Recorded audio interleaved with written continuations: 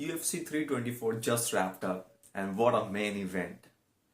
It is worth easily the fight of the first quarter of 2026. I predicted Paddy will get the job done in round 3 or submission or a TKO, but Justin proved me wrong. It was the toughest test for Paddy Pimblett, and man, he's got a chin because if if if Justin Gaethje does not knock you out after landing so many bombs, heavy shots to the chin, we don't see that fight with Topuria. I think now Topuria will fight Gaethje in on the White House card or maybe in June somewhere. But it would be awesome to see if Topuria could knock out Pimblett. But I believe he could. He has more technique than Gaethje, right? That fight was worth standing ovation. The entire crowd was on their feet in round 4. I was screaming, I was laughing, I was enjoying this shit. Kind of felt bad for Paddy Pimblett though. He did not quit. Like his stocks went just through the roof. Now nobody will underestimate him in a way like he does not belong in the top 10. Guys, he belongs in the top 5. Like he could take damage. And now everybody will respect him. He's not just a loud talker. He's a real Scousers don't get knocked out, lad. You feel me? So, I believe that fight was sweet. What an excellent main event for the first month of the Paramount deal. Yeah, I was wrong again, guys. No problems with that. But yeah, that was excellent fight. Like Gaethje had his game plan to. He told in the interview, right? Like put your head in his chest and then start swinging for like try to get him hurt. You could hear Trevor Whitman saying, don't put 100% your punches, just go with the 80% and try to form those combinations and like up your volume more. You could see that in between the rounds from Trevor Whitman. The strategy was nice. First round, Gaethje came out just swinging like it was it was old school Gaethje when he was like 2019, 2020. That Gaethje we saw, and it was awesome. I thought he's gonna knock out Pimblett in round 1, round 2 max. And he was close actually, guys. He did almost knock out Paddy Pimblett. Like could have gotten a TKO. He does not welcome that grappling aspect of the sport. Does not try to land ground and pound in there. We just gave him opportunity to get back up in round 1, right? Trust me, guys. His game planning might have been like little rough or a little wild, you could say, or a little amateur, but it fucking delivered, and we all loved it. It was awesome. Sweet fight to begin the first month. Moving on to the next fight, the co-main event. I did predict Sean O'Malley will get the job done. He did get a decision, and he was so happy after round 3. Like he lost round 2, right? Round 2, there was significant margin or significant gap that Song Yadong just cashed in on. He was literally like chopping off those long legs of Sean O'Malley. Actually, we could see like he was limping after the interview when he was exiting the octagon.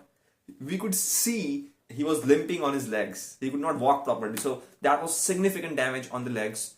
However, Sean O'Malley got the decision, fought on the outside, stayed on range, cut angles, and then it was not a masterclass, but it was a good enough fight. You could say. Now, after the fight, he called out Peter Yan. I don't think actually he should get a match with Peter Yan right now. It's Mirab's turn. He deserves the rematch whenever he is ready to come back. And if he takes time off, maybe give it to Sean O'Malley. But yeah, that was a good fight too. I thought this fight would have been a lot better, but Sean decided to fight on the outside. He was not head hunting in this fight. Yeah, that fight turned out just nice. Then we had Derek Lewis versus Acosta, and as I predicted, Acosta did win by a TKO round 2. But I could not really see like what did hurt Derek Lewis in round 2. Like he fell down, right? He gave up his guard. He pulled his guard, and like that fight was sort of boring. Everybody knew what was going to happen. Either a rough, boring decision or just a knockout. It's heavy, two heavyweights clashing. They got power. So I did not understand exactly what hurt Acosta, right? So that was that. And then we had the 5th fight.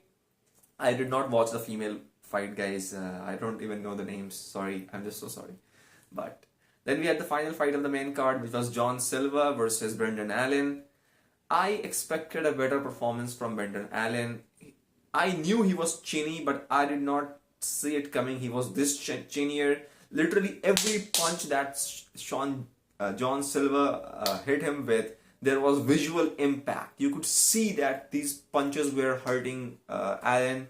Again, that scorecard was good. So out of 4 predictions, I got 3 correct. And the final fight I want to talk about is Nurmagomedov versus Figueiredo. I expected a better fight, to be honest, guys. First thing Nurmagomedov needs to work on is his finishing capability. He stays at range, fires those leg kicks up the body, up to the on the head or whatnot. But he needs to work on his finishing capability.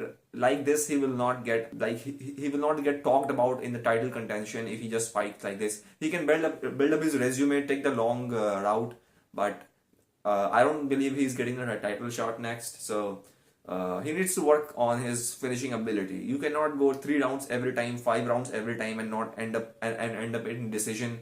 Try to finish. Learn something from Makhachev and Habib. Yeah, that is what it is. And what was that game plan from Figueiredo? He was running the entire fight.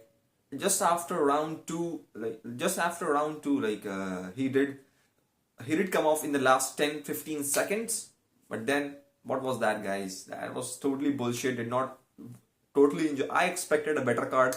This card looked better on the paper, but when it actually happened, it was not that awesome. Only the main event actually delivered more than what the fans expected. I did not expect Timlet to take that sort of damage and not get knocked out, not give up. He's not a quitter, guys. He's here to stay in top 5, I believe. We have got another fight coming up. Another not we don't call it pay-per-view event exactly, right? What do we call it? Numbered event, Paramount numbered event. We have got Volkanovski versus Lopez in a week's time. I will be making a prediction video and my thoughts after the fight, right? So stay tuned for that and I will give my thoughts. It was a good day after about 40-50 days of no UFC. Still, I thought this card could have delivered more. See ya.